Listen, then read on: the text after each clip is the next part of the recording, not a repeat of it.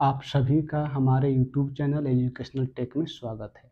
आज हम लोग झारखंड पब्लिक सर्विस कमीशन या जेपीएससी, बीपीएससी एवं अदर पीसीएस एग्जामिनेशन के लिए सामान्य अध्ययन का एक प्रमुख जो सब्जेक्ट है इंडियन पॉलिटी, भारत का संविधान, भारत की राज्य व्यवस्था के बारे में पढ़ेंगे। आज सिर्फ और सिर्फ जो भारत की राज्य व्यवस्था में जो सिलेबस है उस सिलेबस की ही चर्चा करते हैं। इसके बाद जब सिलेबस एक बार हम लोग चर्चा कर लेंगे तब एक एक टॉपिक उठाकर आगे पढ़ेंगे।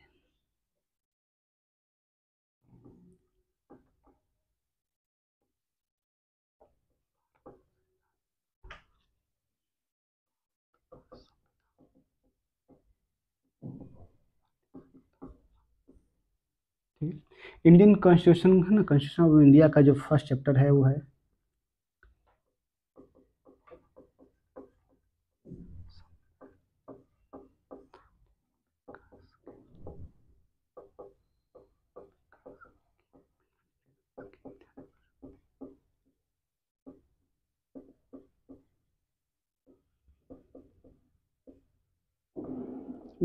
भारत के संविधान के विकास की ऐतिहासिक पृष्ठभूमि का क्या रहा है।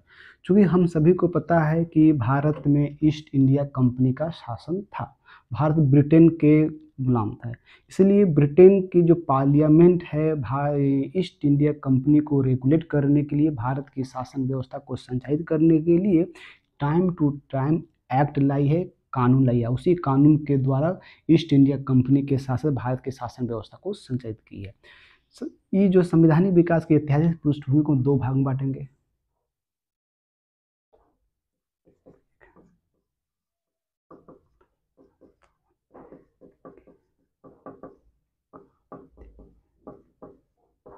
फर्स्ट है 1857 की क्रांति के पूर्व, और सेकंड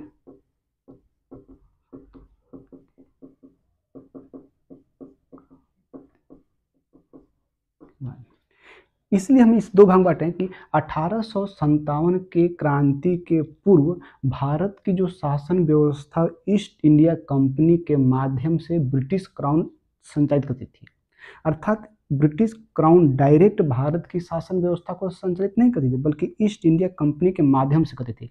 लेकिन 1857 की क्रांति के बाद ब्रिटिश क्राउन जो है भारत की शासन व्यवस्था को ईस्ट इंडिया कंपनी से अपने हाथों में ली और भारत की शासन व्यवस्था को डायरेक्ट संचालित करने लगी। इसलिए इसमें दो भाग बांट दिए कि 1857 की क्रांति के पूर्व भारत के संवैधानिक विकास में क्या क्या हुआ, और 1857 की क्रांति के बाद भारत के संविधान के विकास के लिए क्या क्या पहल किए गए। 1857 क्रांति के पूर्व जो जो एक्ट आए, उस एक्ट में जो फर्स्ट एक्ट है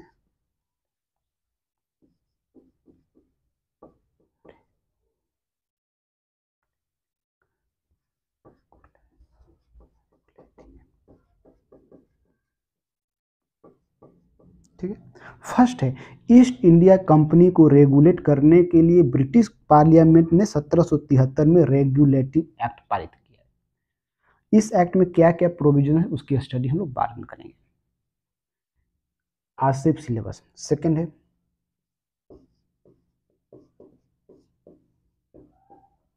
पिट्स इंडिया एक्ट 1784, ठीक है। 1773 का रेगुलेटिंग एक्ट जो ईस्ट इंडिया कंपनी को रेगुलेट करने के लिए था, 1784 का Pitt's India act, Pitt's India. Third 1793 का चार्टर एक्ट, 1793 का चार्टर एक्ट। इसके बाद 1813 का चार्टर एक्ट,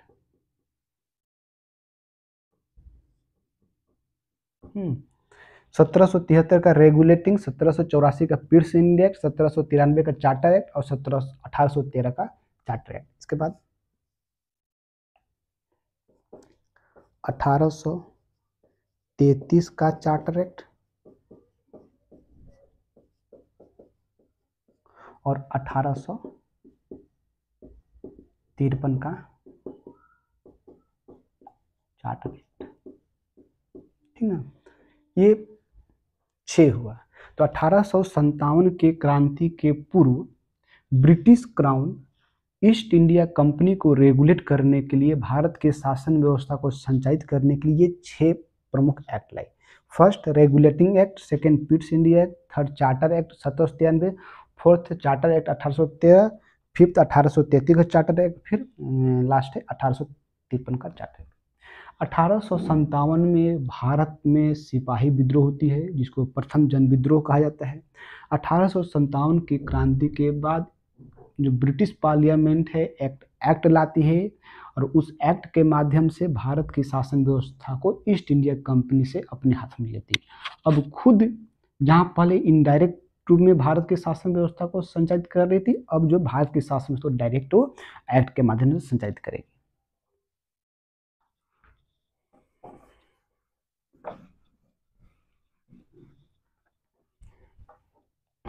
अब हम देखिए 1857 की क्रांति के बाद जो एक्ट आए हैं, फर्स्ट है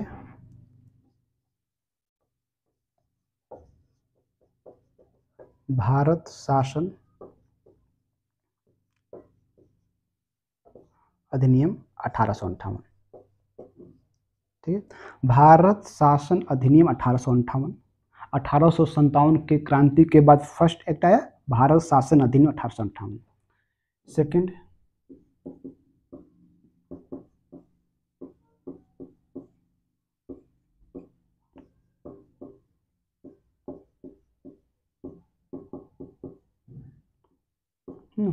भारत परिषद अधिनियम, इंडियन काउंसिल एक्ट 1861।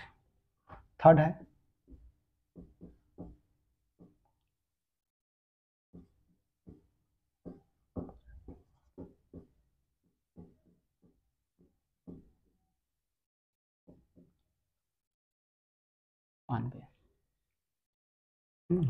तो भारत शासन अधिनियम 1858, भारत परिषद अधिनियम 1861, भारत परिषद अधिनियम 1892। इसके बाद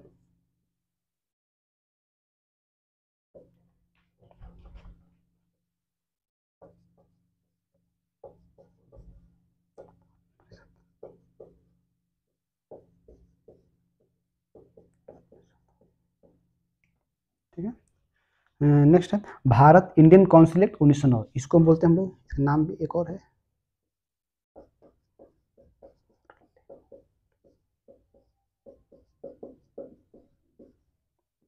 ठीक है। तो 1909, उसी 1909 को हम लोग मोरले मिंटो सुधार भी कहते हैं। इसके बाद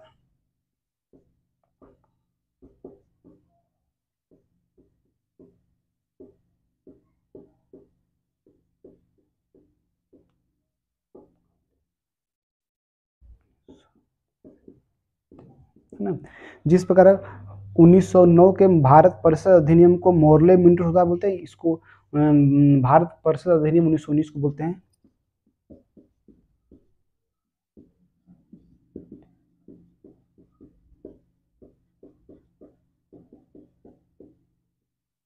आगे की वीडियो में हम बताएंगे मोरले कौन थे, मिंटो कौन थे। भारत परिषद अधिनियम को मोरले मिंटो सुधार क्यों कहा गया है, एवं भारत परिषद अधिनियम 1919 को मोंटेग्यू चेम्सफोर्ड सुधार कहा गया, ये हम जब आगे पढ़ेंगे ना, इसका डेप्थ में पूरा विस्तृत हम इसका चर्चा करेंगे। और लास्ट इसके बाद 2 एक्ट और हैं,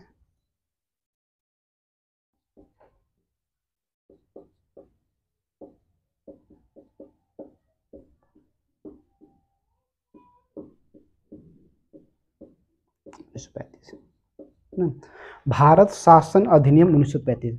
आगे के जब हम करेंगे भारत के संविधान निर्माण, तो भारत के संविधान का जब निर्माण किया जा रहा था तो उसमें सबसे ज्यादा प्रोविजन जिस एक्ट से लिया गया है वो भारत शासन अधिनियम 1935। और लास्ट है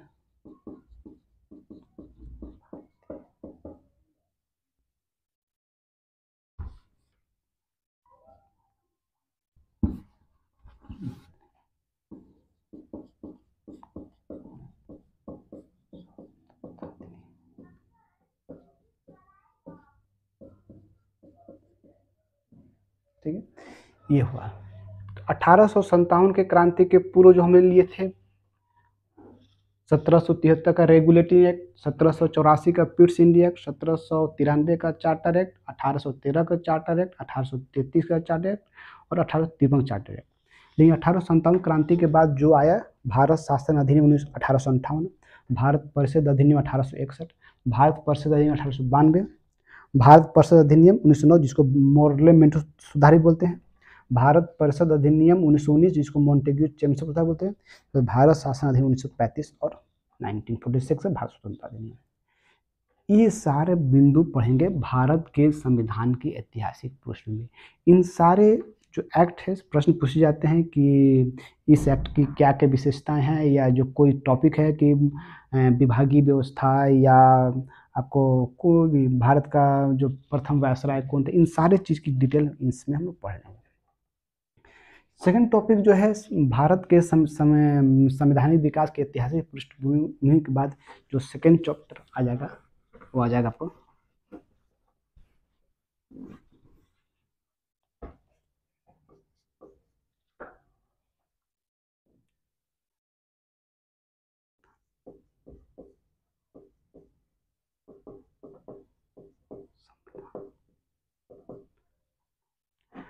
संविधान का निर्माण।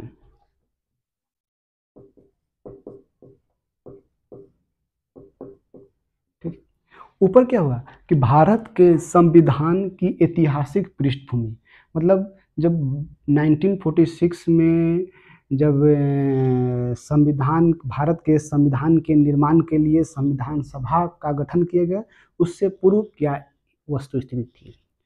तो यहाँ पर भारत के संविधान के निर्माण के लिए क्या बनाया गया, संविधान सभा।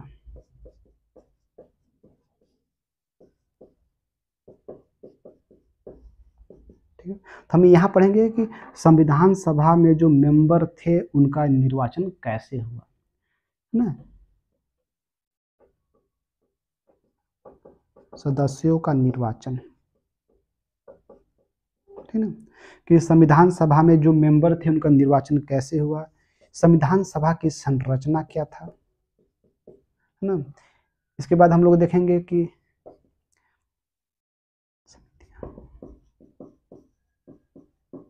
ना भारत के संविधान के निर्माण के लिए संविधान सभा तो था ही, साथ साथ बहुत सारी समितियां बनाई गई थी, है ना, ताकि वो समितियां जो है संविधान के हर पार्ट के निर्माण के लिए अपना सुझाव दे रही थी, जिसमें सबसे इंपॉर्टेंट समिति थी प्रारूप समिति, इसकी भी चर्चा बाद में करेंगे। ठीक है, और फिर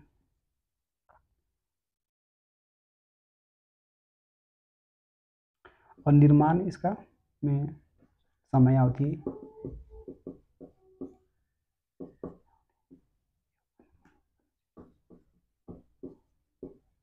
ठीक ना। तो भारत के संविधान के निर्माण से संबंधित जितने भी बिंदु होंगे सारे बिंदु की चर्चा हम लोग इसमें करेंगे कि संविधान सभा का गठन कैसे हुआ, संविधान सभा के सदस्यों का निर्वाचन कैसे हुआ, संविधान सभा के अस्थायी अध्यक्ष कौन थे, अध्यक्ष भी कौन थे, संविधान सभा में कौन कौन सी संविधान के निर्माण के लिए कौन कौन समितियां बनाई गई थी, उसमें मेंबर्स कितने थे, उनके प्रेसिडेंट कौन थे, उसके बाद संविधान के निर्माण के लिए कितना समय लगा, इन सारे चीज़ों का अध्ययन हम भारत के संविधान के निर्माण के तहत करेंगे।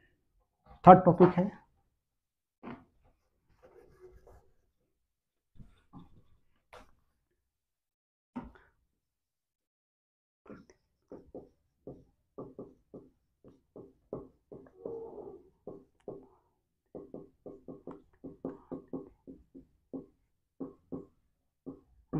ठीक है, भारत के संविधान की विशेषता, है ना, फीचर्स ऑफ इंडियन कॉन्स्टिट्यूशन। ठीक है, तो भारतीय संविधान की कौन कौन सी विशेषता है, हम यहाँ कुछ पॉइंट लिखते हैं, बाद में चर्चा करेंगे।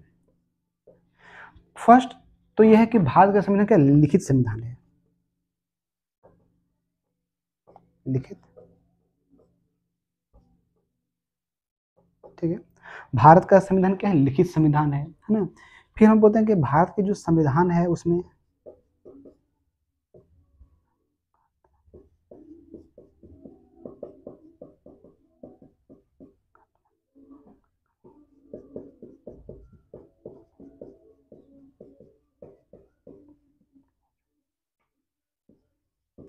तो भारत के संविधान में जो संघीय गुण है वो भी मौजूद है और एकात्मक गुण भी मौजूद है ना। तो हम लोग देखेंगे संघात्मक क्या है, एकात्मक क्या है, वो बाद में पढ़ेंगे। ठीक ना, तो भारत का संविधान की पहली विशेषता लिखित संविधान है। दूसरी विशेषता है कि भारत का संविधान न तो पूरी तरह से संघीय न पूरी एकात्मक, बल्कि दोनों गुण मिलते हैं। तीसरी विशेषता कि काफी विस्तृत संविधान है। विस्तृत समझ, जब भारत के संविधान का निर्माण किया जा रहा था तो विश्व के विभिन्न देशों के संविधान का अध्ययन किया गया और उसमें से जो अच्छे अच्छे बिंदु था उस बिंदु को हम भारत के संविधान में समाहित किए, इसलिए बहुत बड़ा संविधान हो गया है। चौथा हम पढ़ेंगे कि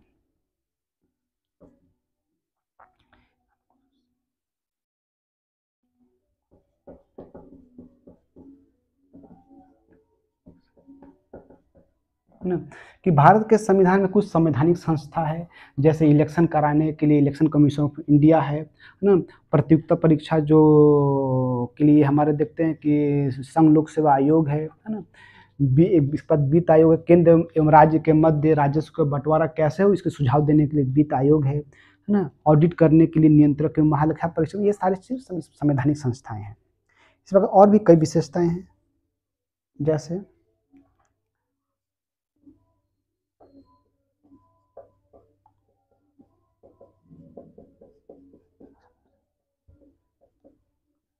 भारत में क्या है, संसदीय शासन व्यवस्था है, जिस प्रकार ब्रिटेन में पार्लियामेंट्री सिस्टम है, भारत में भी पार्लियामेंट्री सिस्टम।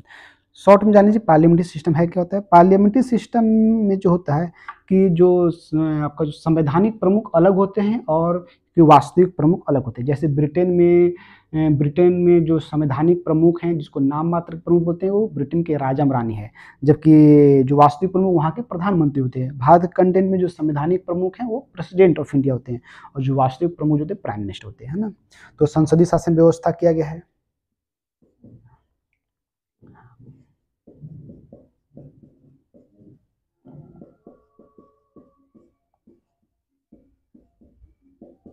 आपातकालीन व्यवस्था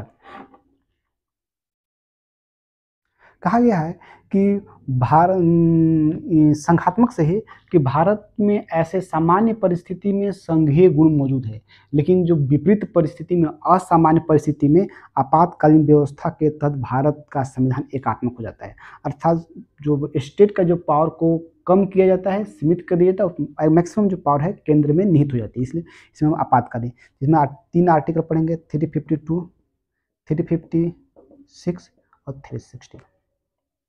आप लोग कमेंट बॉक्स में जाकर बताइएगा कि 352 में किस चीज़ का वर्णन किया गया, 356 में किस चीज़ का वर्णन किया गया, 360 में किस चीज़ का वर्णन किया गया। आप लोग कमेंट में ये बताइएगा कि ये तीनों 352 है ना के तहत आपका आपातकालीन कितनी बार लागू हुआ है, 356 में कौन सा व्यवस्था है और 360 में भारत में कितने बार लागू हुआ है।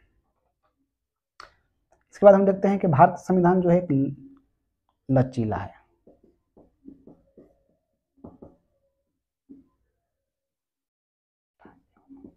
लचीला एवं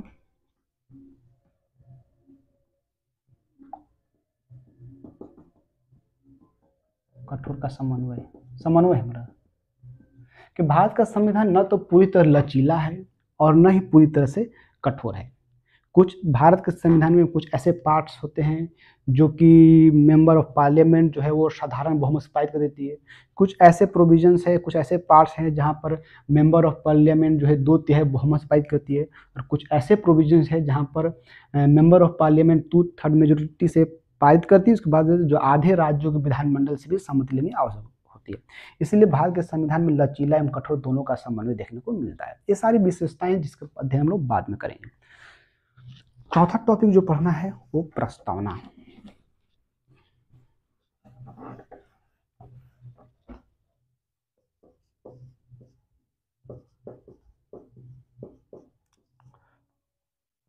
प्रस्तावना है कि प्रस्तावना में किन किन बातों का उल्लेख किया गया है ना।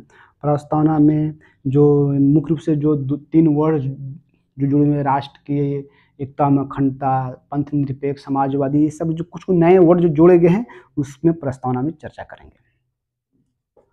5वां जो आता है आपका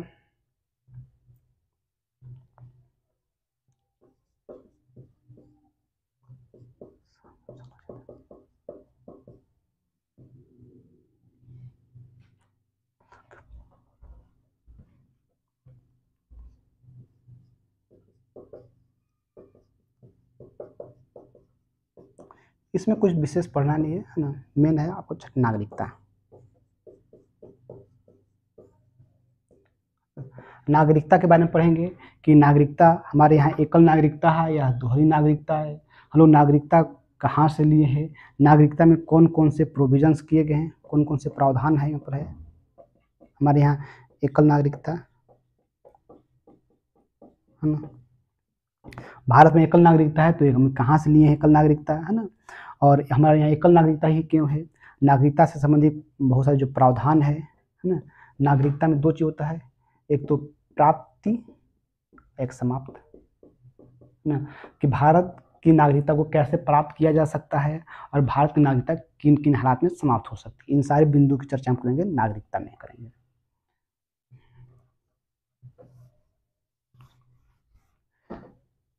7 टॉपिक जो पढ़ना है वो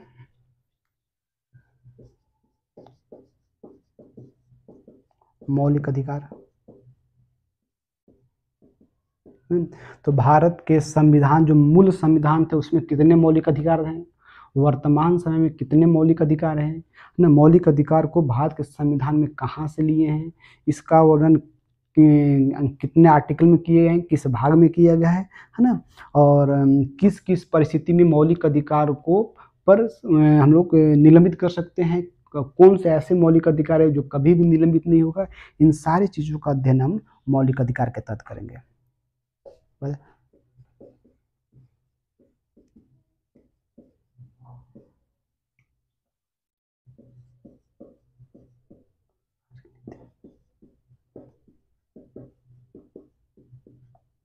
नीति,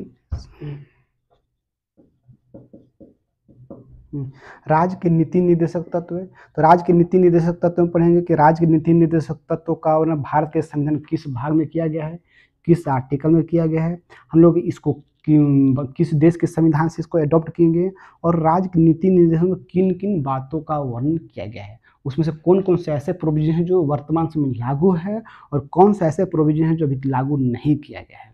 और दोनों में अंतर पढ़ेंगे कि मौलिक अधिकार और राज्य के नीति निर्देशक में क्या अंतर है।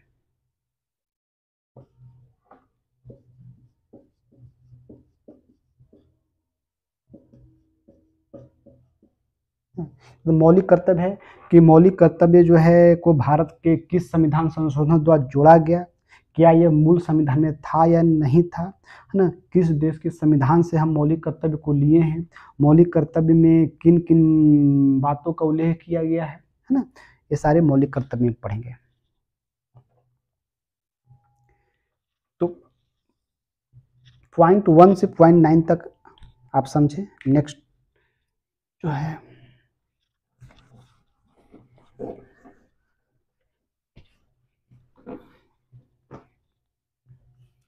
ये सारे जो थे भारत के संविधान की जो आधार थे।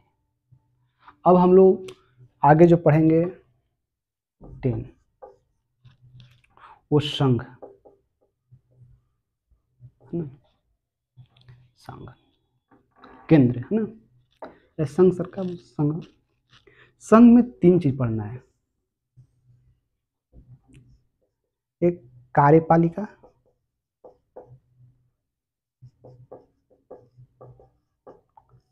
सेकंड विधायिका और थर्ड न्यायपालिका।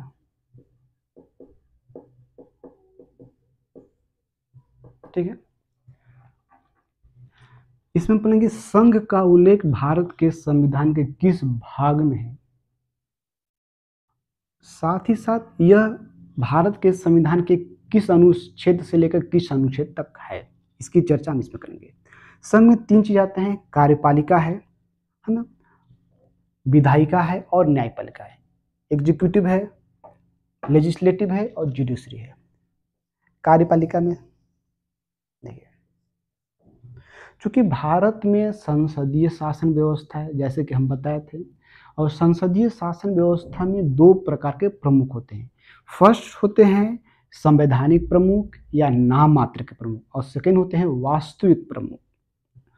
भारत में जो संवैधानिक प्रमुख होते हैं वो राष्ट्रपति हैं, और जो वास्तविक प्रमुख होते हैं प्रधानमंत्री होते हैं। तो जो कार्यपालिका के तहत हम लोग जो फर्स्ट पढ़ेंगे राष्ट्रपति। ठीक है। जब हम राष्ट्रपति पढ़ेंगे तो राष्ट्रपति के पद हम लोग कहाँ से लिए हैं, राष्ट्रपति पद के लिए क्या योग्यताएं होने चाहिए, राष्ट्रपति पद के लिए निर्वाचन की क्या व्यवस्था है, इनके निर्वाचन में कौन कौन से लोग भाग लेते हैं, इनकी अधिकार एवं शक्तियाँ क्या हैं, है ना, राष्ट्रपति किनके समक्ष पद एवं गोपनीयता की शपथ लेते हैं, है ना, राष्ट्रपति के कार्य क्या हैं, यदि राष्ट्रपति अपनी संवैधानिक मर्यादा का हनन करता है तो हम राष्ट्रपति को कैसे हटा सकते हैं, ये सारे राष्ट्रपति में हम लोग पढ़ेंगे। सेकंड, उपराष्ट्रपति। ठीक है, उपराष्ट्रपति का पद हम लोग कहाँ से लिए गए हैं, है ना। उपराष्ट्रपति का निर्वाचन कैसे होता है, इसमें कौन कौन से लोग भाग लेते हैं, ये उपराष्ट्रपति किनके समक्ष पद एवं गोपनीयता की शपथ लेते हैं, उपराष्ट्रपति के कार्य क्या हैं। पद प्रधानमंत्री एवं मंत्रिपरिषद। ठीक है, हम फिर पढ़ेंगे कि प्रधानमंत्री पद का वर्णन कहाँ किया गया है, प्रधानमंत्री एवं मंत्रिपरिषद, है ना, से संबंधित जितने भी बिंदु है इसमें हम इसमें पढ़ेंगे। उसके बाद एक आता है आपको महान्यायवादी। महान्यायवादी को भी कार्यपालिका कहते हैं। ठीक है, तो कार्यपालिका में first president, second vice president, third जो है वो prime minister and minister of council, और फोर्थ है अटॉर्नी जनरल। इसके बाद विधायिका में, ये विधायिका में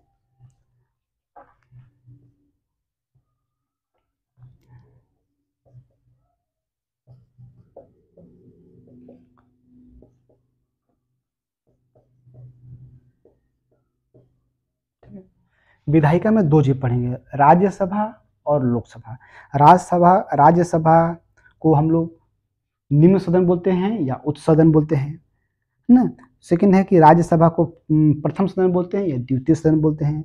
राज्यसभा में स्ट्रक्चर, उसकी संरचना क्या है, कितने मेंबर होते हैं, इन मेंबरों का निर्वाचन कैसे होता है, राज्यसभा के क्या कार्य हैं, राज्यसभा के जो अध्यक्ष होते हैं वो कौन होते हैं, उनका निर्वाचन कैसे होता है ना, अध्यक्ष को क्या बोला जाता है। इसके बाद इसी प्रकार लोकसभा का संरचना क्या है, लोकसभा के सदस्यों का निर्वाचन कैसे होता है ना, लोकसभा का कार्य क्या है, राज्यसभा और लोकसभा में कौन कौन से ऐसे कार्य हैं जो दोनों को समान रूप से प्राप्त हैं, किस मामले में राज्यसभा पावरफुल है, किस मामले में लोकसभा पावरफुल है, कौन सा ऐसा कार्य है कि दोनों को है। इस लोकसभा के अध्यक्ष का निर्वाचन कैसे होता है, लोकसभा के उपाध्यक्ष का निर्वाचन कैसे होता है। यहाँ संसदीय समितियां हैं,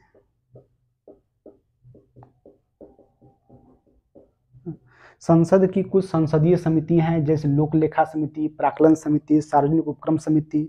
उसी प्रकार जब हम प्रधानमंत्री मंत्री पद की बात करें तो यहाँ भी मंत्रिमंडल की कुछ समितियां हैं, है ना। और महान्यायवादी का वर्णन भारत के संविधान के किस अनुच्छेद में किया गया है, उनका कार्य क्या है ना। ये सारी विधायी काम हो गए। न्यायपालिका में एकमात्र है आपका सर्वोच्च न्यायालय।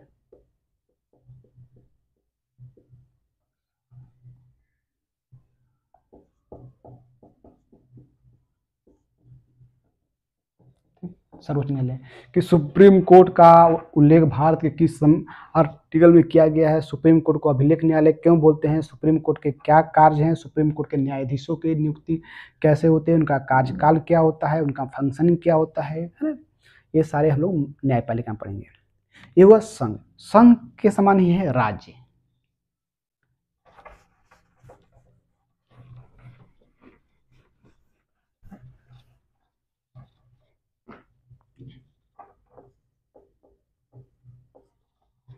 ठीक है, जैसे वहाँ संघ पढ़े थे, यहाँ पढ़ेंगे राज्य। तो राज्य का उल्लेख भारत के संविधान के किस भाग में है, किस अनुच्छेद में है। इसके बाद राज्य में हम तीन चीज का पढ़ेंगे, कार्यपालिका, विधायिका और न्यायपालिका। ठीक है, कार्यपालिका विधायिका और न्यायपालिका।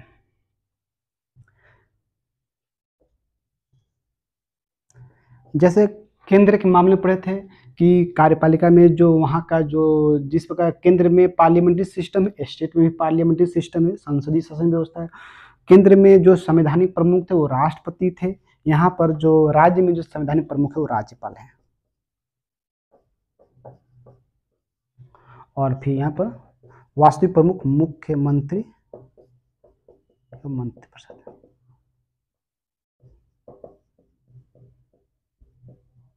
ठीक है, तो मंत्री परिषद और मंत्रिमंडल में क्या अंतर होते हैं उसका भी पढ़ेंगे। ठीक है, तो राज्यपाल हुए, तो राज्यपाल किस आर्टिकल में है ना। इनका नियुक्ति कौन करता है, शपथ ही किनके समक्ष लेते हैं, इनका कार्य क्या है ना। इसमें मुख्यमंत्री है, ये शपथ किनके समक्ष लेते हैं है ना। इनकी योग्यता क्या होती है ना, इनका कार्य क्या है, इन सारे बातों को उल्लेख हम इसमें करेंगे। थर्ड टॉपिक आता है वो महाधिवक्ता।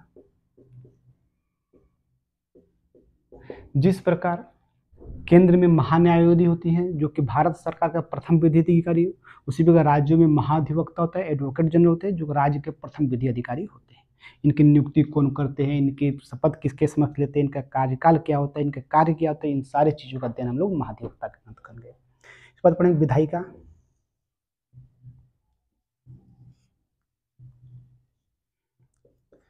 विधायिका विधानसभा। ठीक है, विधायिका के तहत हम विधानसभा पढ़ेंगे। कुछ ऐसे राज्य हैं जहां पर विधानसभा के अलावा विधान परिषद भी है।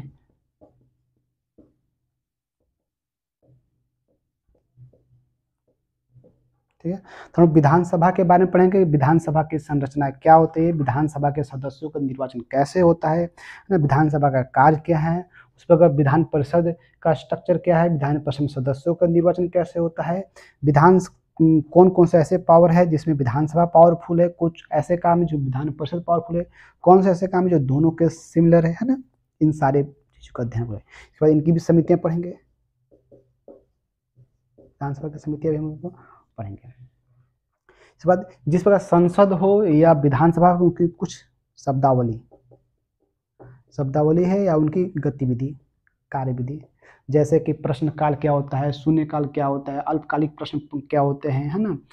इन सारी चीज़ों का हम लोग संसद की जो एक्टिविटी उसके बारे में पढ़ेंगे।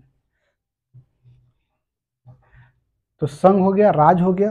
इसके बाद संघ राज क्षेत्र 11वीं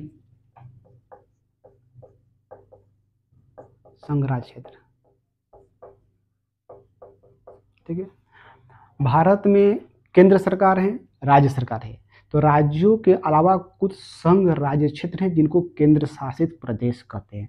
तो उन संघ राज्य क्षेत्र का वर्णन भारत के संविधान के किस अनुच्छेद में, किस भाग में किया है, इन संघ राज्य क्षेत्रों का प्रशासन कैसे होता है ना, इन सारी चीजों का अध्ययन हम लोग संघ राज्य क्षेत्र में करेंगे। 12 होता है अनुसूचित क्षेत्र एवं जनजाति क्षेत्र। ठीक है, भारत के संविधान में कुछ अनुसूचित क्षेत्र एवं जनजाति क्षेत्र का वर्णन किया गया है।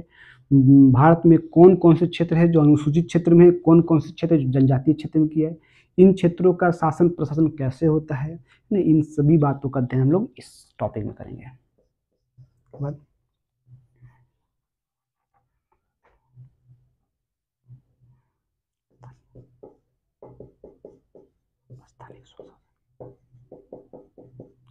जिस प्रकार केंद्र में केंद्र सरकार, राज्य में राज्य सरकार होता है, इसी प्रकार स्थानीय स्वशासन है।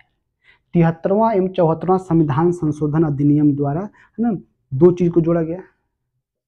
एक पंचायत है, ग्रामीण क्षेत्रों के लिए पंचायत हो गया, नगरीय के लिए हो गया आपको नगर पालिका।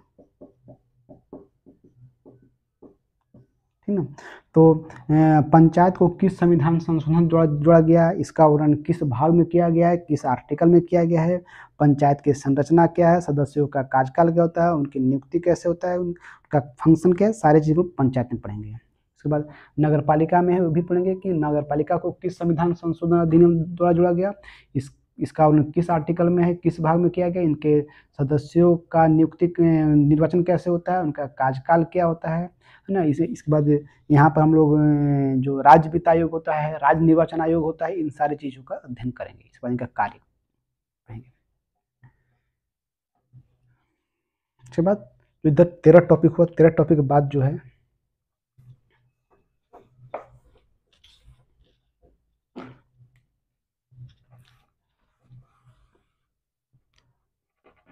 राज्य में एक बिंदु छूट गया था कि एक न्यायपालिका होता है, जिस प्रकार केंद्र की न्यायपालिका में सुप्रीम कोर्ट है, उसी प्रकार स्टेट की जुडिशरी न्यायपालिका में हाई कोर्ट है। अब आए संस्थाएं, जो भी बिंदु देख लीजिए, जो भी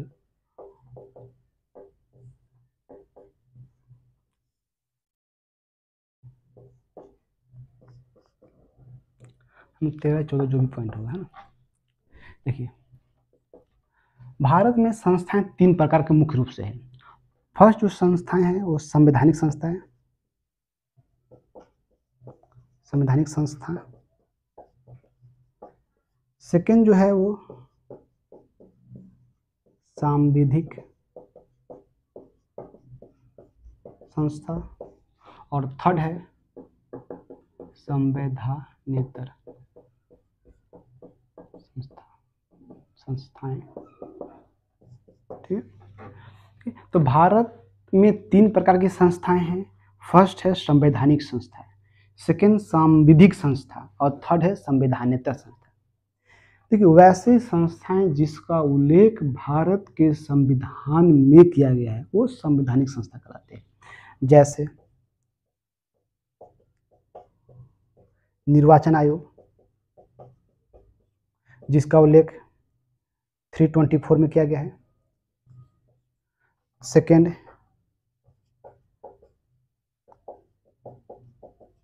संघ लोक सेवा आयोग, जिसका उल्लेख 315 में किया गया है। थर्ड वित्त आयोग, जिसका उल्लेख 280 में किया गया है। फोर्थ नियंत्रक एवं महालेखा परीक्षक, जिसका उल्लेख 148 में किया गया है। ठीक है, तो वैसे संस्थाएं जिनका उल्लेख भारत के संविधान में किया गया है वो कहलाते हैं संवैधानिक संस्था। इन सारे संस्थाओं का हम लोग एक एक कर अध्ययन करेंगे। निर्वाचन आयोग के बारे में पूरा अध्ययन करेंगे, संघ लोक सेवा आयोग के बारे में भी अध्ययन करेंगे, वित्त आयोग और नियंत्रक महालेखा परीक्षक के बारे में पूरा अध्ययन करेंगे। सांविधिक संस्था, देखिए, वैसी संस्था जिनका उल्लेख तो भारत के संविधान में नहीं किया गया, परंतु उन संस्थाओं का निर्माण भारत की संसद जो है कानून बनाकर की है। जैसे राष्ट्रीय मानवाधिकार आयोग हो गया, है ना, एवं राज्य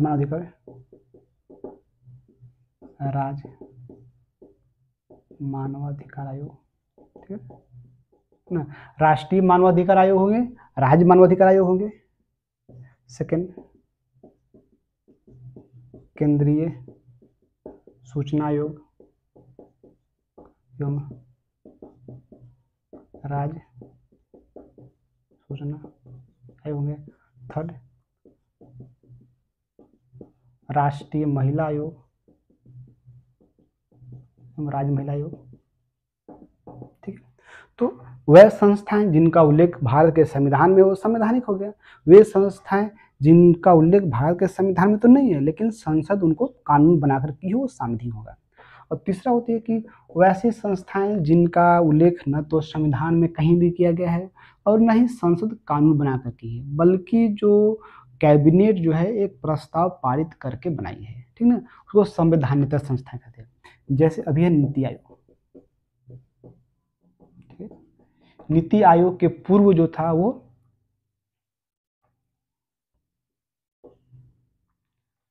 योजना आयोग था। सेकंड राष्ट्रीय विकास परिषद,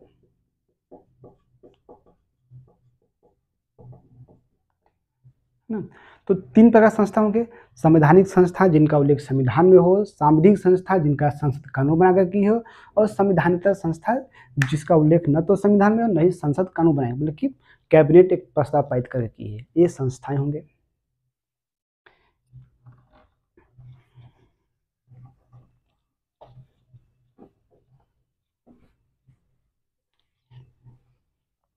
इसके बाद नेक्स्ट टॉपिक जो आएगा केंद्र राज्य संबंध, केंद्र राज्य संबंध, ठीक है। केंद्र और राज्य के मध्य संबंध है ना, कैसा संबंध है? तो 3 प्रकार का संबंध होता है। एक प्रशासनिक संबंध होता है,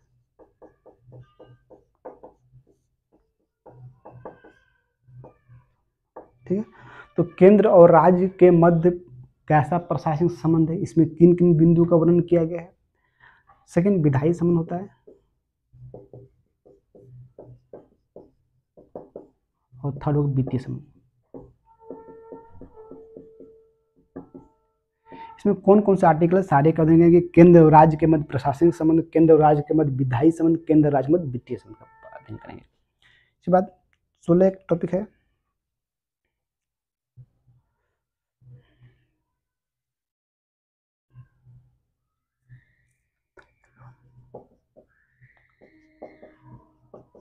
अंतर्राज्यीय जल विवाद, ठीक है। अंतर्राज्यीय जैसे एक केंद्र और राज्य के मध्य होता है कि किसी प्रकार का डिस्प्यूट होता है, आए दिन हम लोग देखते हैं कि केंद्र सरकार द्वारा जब मीटिंग बुलाई जाती है तो राज्य नहीं जाते हैं, राज्य द्वारा केंद्र पर जो है वो दोहरेपन का आरोप लगाया जाता है, सौतेलेपन का आरोप लगाया जाता है, तो ये केंद्र और राज्य में संबंध है। लेकिन अंतर कुछ है कि एक स्टेट और दूसरे स्टेट के मध्य भी कई विवाद होते रहते हैं, जैसे झारखंड बिहार के मध्य विवाद है ना। आपको साउथ में जो 3-4 स्टेट हैं, केरला, तमिलनाडु, आंध्र, तेलंगाना, इन राज्यों के मध्य भी विवाद जल बंटवारे को लेकर होते रहता है। तो ये अंतर्राष्ट्रीय जल विवाद है ना, कि 2 या 2 से अधिक राज्यों के मध्य जो जल विवाद हो है, कौन कौन कौन से विवाद है और उस जल विवाद के समाधान के लिए अब तक क्या क्या प्रयास किए गए हैं। तो एक इसी में एक संस्था है, आपका 2 संस्था है ना 17 में, एक है क्षेत्रीय परिषद,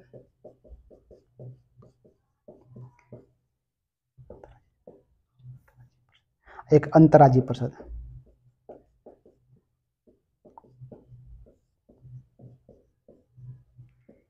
अंतर्राज्यीय परिषद का एक संवैधानिक निकाय है क्योंकि इसका उल्लेख संविधान में किया गया है, और क्षेत्रीय परिषद क्या है, सांविधिक निकाय, क्योंकि इसका उल्लेख संविधान में किया गया है।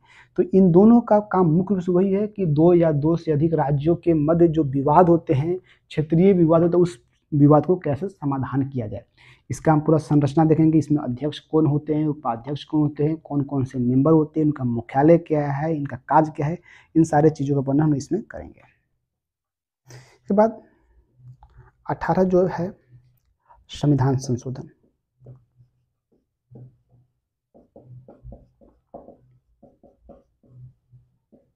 ठीक है। तो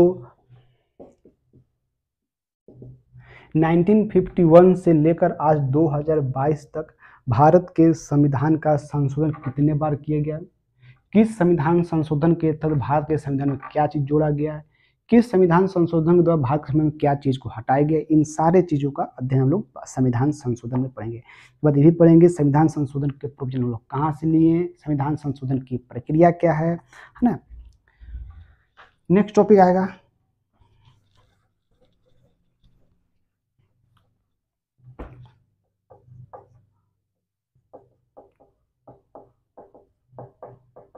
आपातकालीन प्रावधान। कहा गया है कि भारत का जो संविधान है एक ऐसा संविधान है जो न तो पूरी तरह से संघात्मक है और न ही एकात्मक है। सामान्य परिस्थिति में भारत के संविधान में संघात्मक गुण पाए जाते हैं, अर्थात केंद्र का अपनी अधिकार शक्ति है, उसकी अपनी कार्य क्षेत्र है, और राज्य की अपनी अधिकार शक्ति है, अपना कार्य क्षेत्र है। दोनों अपने अधिकार क्षेत्र में रहकर कार्य करते हैं, लेकिन विशेष असामान्य स्थिति में भारत का जो संविधान है वो संघात्मक से एकात्मक की ओर अग्रसर हो जाती है। झुका हो जाता है। और वही असामान्य स्थिति में भारत की शासन व्यवस्था का संचालन राज्यों से केंद्र अपने हाथ में ले लेती है, और जिस व्यवस्था के तहत शासन व्यवस्था को अपने हाथ में लेती है वो आपातकालीन व्यवस्था है। आपातकालीन व्यवस्था के तहत ही लेती है। जिसमें 3 प्रकार के आपातकालीन है। आर्टिकल 352, 356 और 360। आप सभी फ्रेंड्स कमेंट में ये बताएं कि आर्टिकल 352 में क्या प्रोविजन है, सेकंड आर्टिकल 356 में क्या प्रोविजन है, और आर्टिकल 360 में क्या प्रोविजन है। फर्स्ट प्रश्न है आर्टिकल 352, 356 और 360 में क्या प्रोविजन है। फर्स्ट प्रश्न, प्रावधान, क्या प्रावधान। और सेकंड है कि भारत में आर्टिकल 352 का प्रयोग कितने बार किए गए हैं। 352 का प्रयोग। और थर्ड है 360 का प्रयोग। तो भारत में आर्टिकल 352 का प्रयोग कितने बार किए गए हैं, भारत में आर्टिकल 360 का प्रयोग कितने बार किए गए हैं, और इन तीनों प्रोविजन 352, 356 और 360 में क्या प्रोविजन किया गया है। इसके बाद छोटा मोटा और टॉपिक हुआ जिसमें हम बोलते हैं कि संघ सूची में क्या है, राज्य सूची में क्या है, समवर्ती सूची में क्या है ना, कौन कौन से विषय का उल्लेख किया गया, ये सभी कभी कभी टॉपिक आते हैं। आज की वीडियो को हम यही समाप्त करते हैं। नेक्स्ट वीडियो से हम लोग जो भारत का जो संविधान है उसके एक एक टॉपिक को लेकर चलेंगे, जिसमें फर्स्ट टॉपिक था भारत के संविधान की ऐतिहासिक पृष्ठभूमि। उसको भी हम लोग 2 भाग में बांटे थे, और एक भाग को एक दिन में और नेक्स्ट भाग को दूसरे वीडियो में पढ़ेंगे।